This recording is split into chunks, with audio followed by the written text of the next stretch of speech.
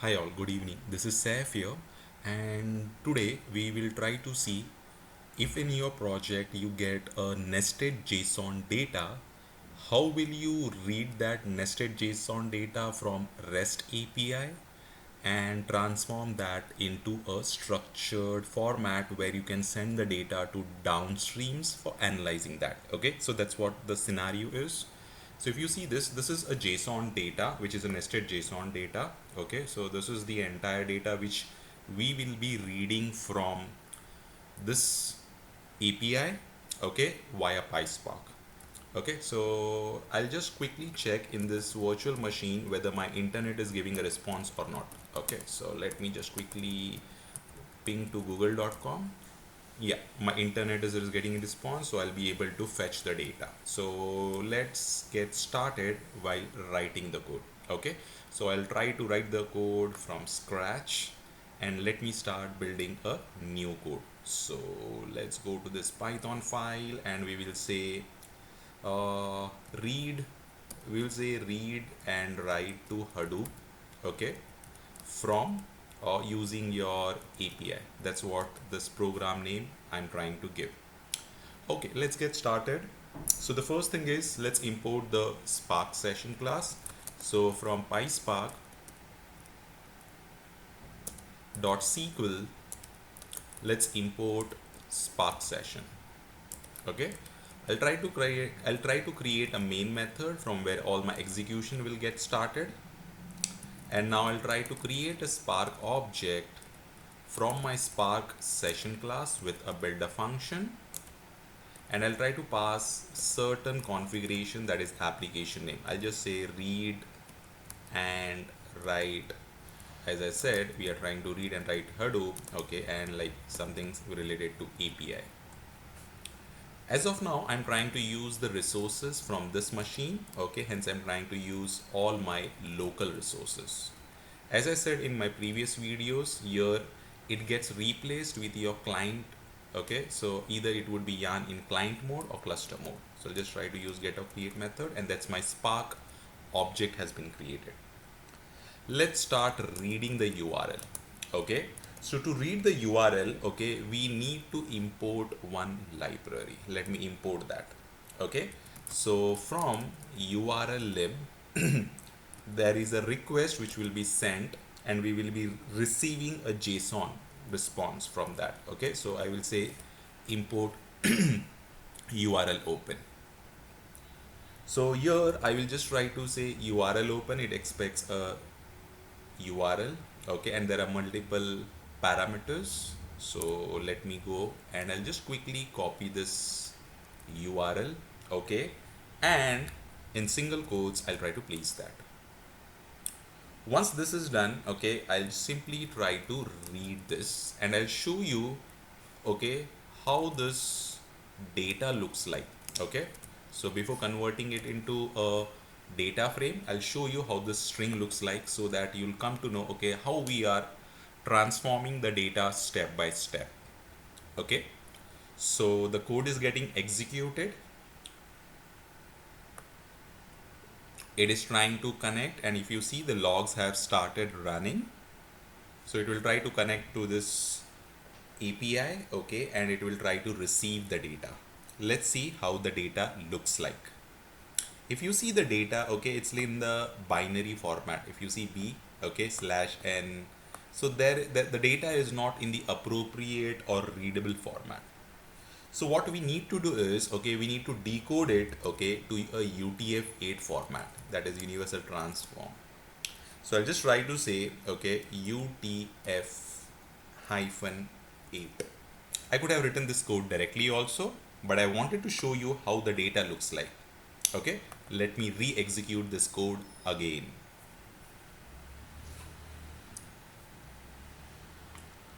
It's getting executed, the logs have started running, and now if you see, now I'm able to read the same JSON data. I'm able to get the JSON response.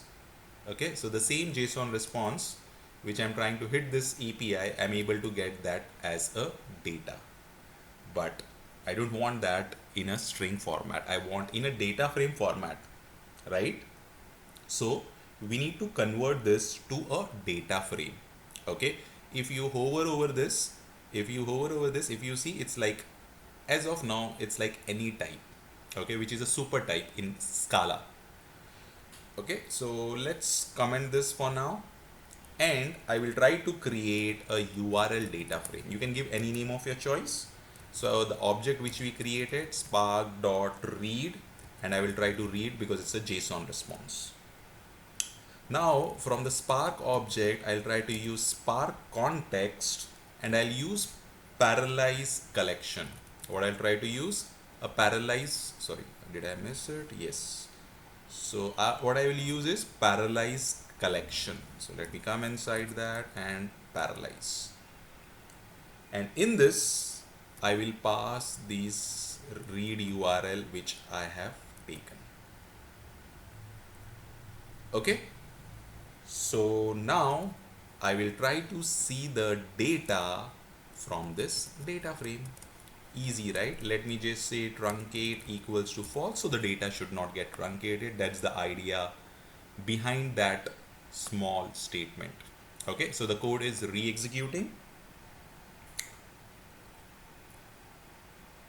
So you should know like how we started the code writing. Okay, earlier it was a binary text data, then we converted into a string. Now we are converting to a data frame.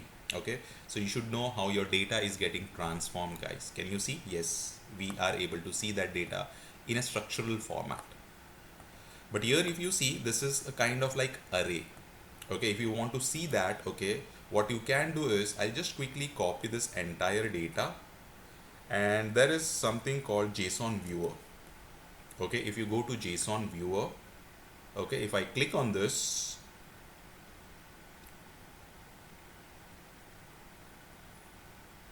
and I'll paste this entire data over here, and I'll just say quickly format.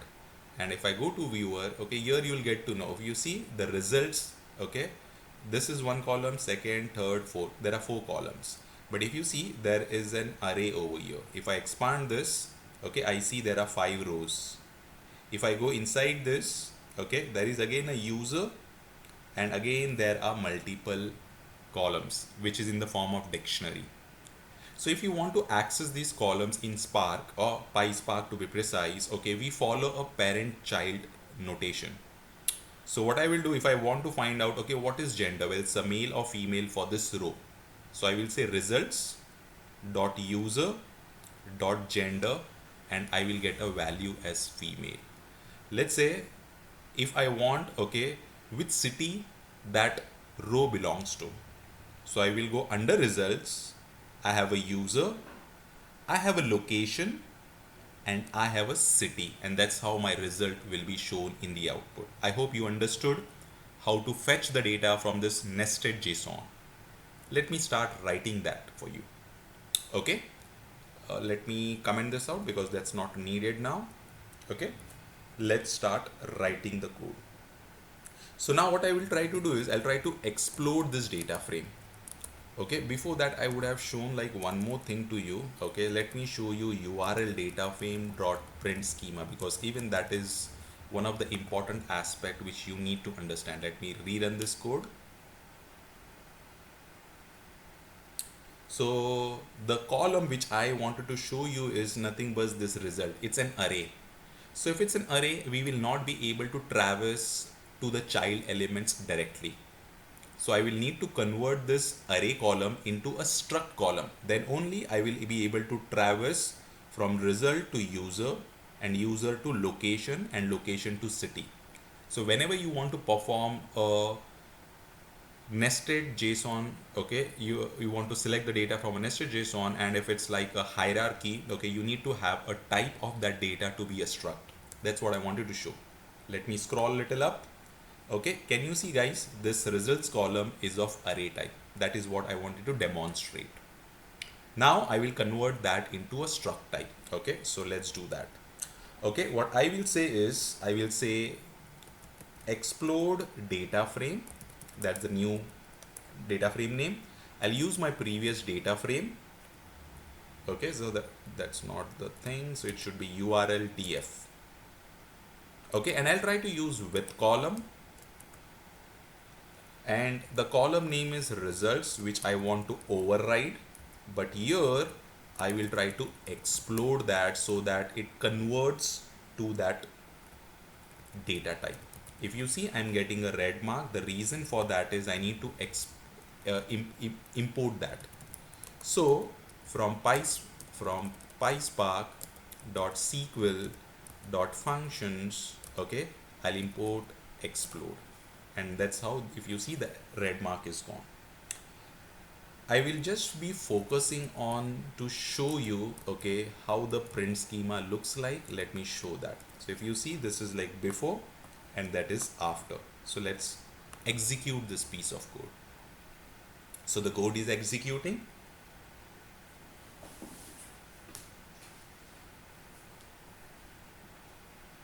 So the logs have started running.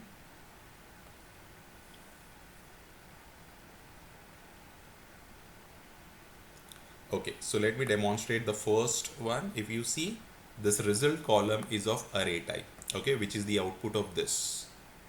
If I scroll a little down, okay, can you see now the results column has been changed to a struct data type, which is the output of this. Now, if I want to get the value of this, so this is my parent, under this parent, this is my child, under this is my child. So results dot user dot cell. That's how I would be selecting the hierarchical values. Okay, so I think I am done with this. This is not required. Even this is not required. But what I will do is, okay, so simply like I'll just try to copy this, because this will be required for you to traverse the required columns. Okay, so I will quickly open a notepad and I will paste this for the reference purpose. Okay, so let me just, okay, let's get started. Okay, so let's go over here. Now I don't need these two print schemas. I've already commented them. Okay, I'll just try to extract like few columns and you should be able to get a hang out of it, guys. Okay, let's do that. So now what I will try to say is, okay, so let's say extract data frame. Okay, so from my exploded data frame, I want to select, okay, if you see guys in this is a straight column. If I scroll a little down, even these are my straight columns. Okay, so these are my straight columns: nationality, seed, and version. I will try to select them straight quickly. Okay, so the first one is nationality, the second one was seed, and finally the last column was version, I guess. Okay, okay, now I want to get this, but if you see, this is also a struct column and this is also a struct column. So results dot user dot hetu. Okay, that's how I will have to write the code. Let's do that. Okay, so I will come over here, results dot user dot hetu. Okay, so that's how it was, and so let's validate these four columns. Are we able to get the data or not? And then we'll just do the same thing again and again. So let's say show the data. Okay, and I don't want to truncate anything, guys. So let's execute this piece of code. So the code is getting executed. So the expectation is from this nested JSON values, okay, or the API response which we are trying to hit, we should get results column. Okay, we should get our nationality, seed, and version. These are the three straight columns. But from results, okay, we are trying to extract a value. Okay, let's understand that. Can you see it is telling that no such hetu in Nino? Okay, the problem is, okay, as that data which we are trying to hit into the API, okay, it's not a static data, it's a dynamic data. So it is changing consistently.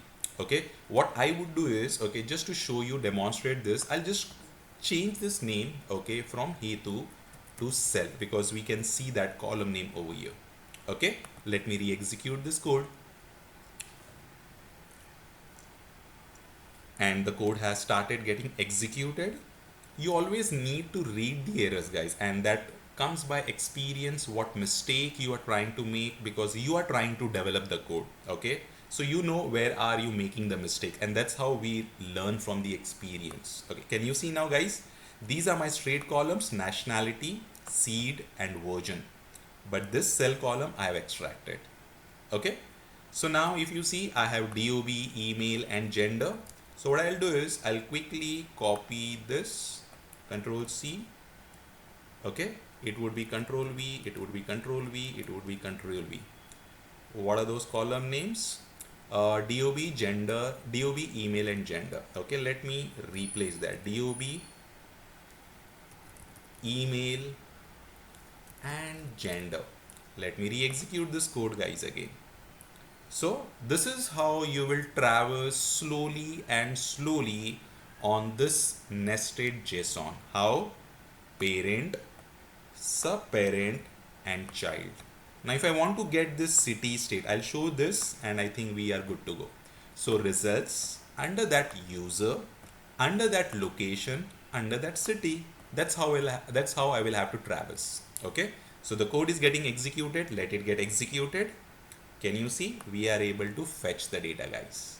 Okay, now let me do this for let me go over here. Let me do this for results, user, location, and these 4 columns, guys. Okay, so let me copy this because this is constant. Okay, so results dot user, let me just cross verify. I should not results dot user dot location. Okay, so location. Okay, I'll just close this for the time being and let me copy this. It's the required 4 columns are there and I might make a mistake, error. Okay, let's add those 4 column names over here. Okay, so results dot user dot location, so city, state, street, zip. Okay, I'll just quickly add this: city, state. Okay, I'll just take this a little down so that you will have a better view. Okay, and this comma I think is missing. I should have taken from here. Okay, city, state, and we have street, and finally we have zip. Okay, so the required columns I have taken. Now I think that's sufficient. Let me execute this piece of code. So we should have 4 columns added to the output, that is city, state, street, and zip. This is how, and the remaining are like almost like similar. You know how now you got to know how this trick helps us to fetch the nested data which is available in an array in dictionaries. Okay, can you see? I'm getting the output, guys. Okay, if you see this output. Okay, if you want to see the schema of this, you can do that also. Okay, if you go over here, okay, let me copy this data frame name and see the schema. Now it should be a simple schema. Earlier it was kind of like nested. Okay, now it should be a straight schema, that is required columns. So we are trying to extract the data from this API which is giving a JSON response, which is a nested data. We are trying to transform that into a structured data, and now based on client requirement we will write the transformations based on the logics, and finally we will write the data. Can you see the data types and the columns are straight? Okay, so now what I will do is I will write this to my Hadoop. Okay, so data frame dot write dot format. Okay, I'll try to go with a format as CSV. Okay, and I will say load. I will try to load the data in HDFS on this machine with this port, and the location is user sef HFS output, and I will say URL data. Okay, and I think this is not required now because we have tested the code and the entire code is good. Let me write the data back to Hadoop. Okay, so now what will happen is with this piece of code, it will hit this API, it will give me a JSON response. Okay, and I will transform that into a structured format. I have not added complex calculation or logics for now, because this video, okay, if you see, it has no load. I'm not loading it, guys. Apologies for that. I'm saving it. Okay, let me re-execute this code. Okay, so what we are trying to do is, as of now, it is just a demonstration to show you guys how we process the nested JSON. Okay, if in your projects you're getting nested JSON data, it's very easy. Once you know the trick, how to play with your nested JSON, life becomes easy. And that's what I have demonstrated in this video. And let's see whether it's getting executed. So the data should be returned to this location. And if you see, we are getting exit code 0. Let's verify the data, guys, because we are data engineers. We always need to verify the data. Okay, let me go to command line and let me just execute my ls command and hit this. Okay, if you see, there is one part file. Okay, and what I will do is hdfs dfs -cat. Okay, on this location, which is nothing but user sef hfs output my URL data directory. Okay, and I want to see all the data which is ending with CSV or anything, like I can see my first 5 rows also. Let's hit this. Okay, can you see, this is the data which is getting populated as an output. Okay, that's what we have seen in this. Okay, so if you see over here, that's what like we were able to see earlier. And that's how we have written this code. Okay, how to transform your entire nested JSON data which we received in a JSON response, okay, to a structure format. Okay, so thank you for watching this video. If you like this video, do give a share, subscribe, and share with your friends, guys. That will help me to reach more audience and to the learners. Okay, thank you so much. See you soon. Take care. Bye.